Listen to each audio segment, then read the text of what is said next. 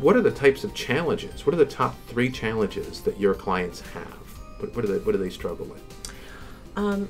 I would say the most important thing is to have an investment mindset.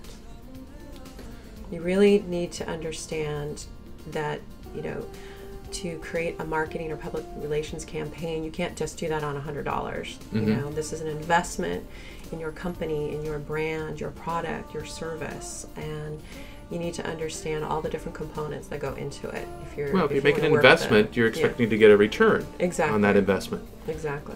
So we use a term called acquisition cost, right? So you're gonna invest some money, right, to get some clients, generate some revenue from those particular clients. Exactly. So do your clients understand what acquisition cost is? They do after a meeting with me. Okay, so that's where they really start to understand it, because again, it's not.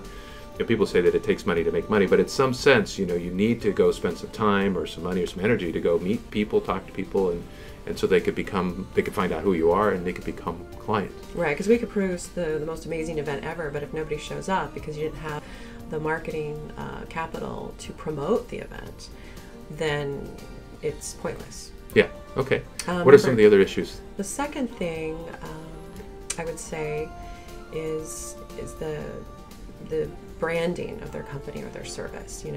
We help them come up with the direction that they're going. So a memorable brand. Yeah, they need to have a memorable branding. Okay, and they want more exposure from memorable branding. Absolutely. And what's the third thing?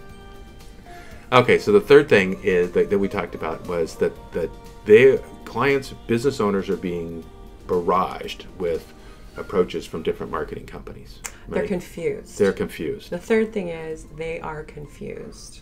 They're confused. They are approached by several different forms of marketing, and they have no idea which thing to choose. So our company is able to act as a consultant and help them decide where they should spend those dollars, because it's difficult for any entrepreneur to part with their hard-earned money, right? And then to waste it is even worse. Oh, it's harsh. There are lots of stories where that's where buyer beware came from, right? We've all bought something and paid for something that didn't do what we wanted or wasn't successful, or there's any number of different things. Exactly. So through our experience, we can say, with this product or this service, I think your money would be best spent in this area, and maybe not these other 2 areas. Whereas if they're talking to a specific company who only does that one thing, they might take all their money to do the one thing. Mm-hmm. Okay, so you can kind of guide the whole package for them, and essentially focusing on the end result, the end goal, so that they're maximizing their resources. Exactly. I used to play basketball. Did you play sports?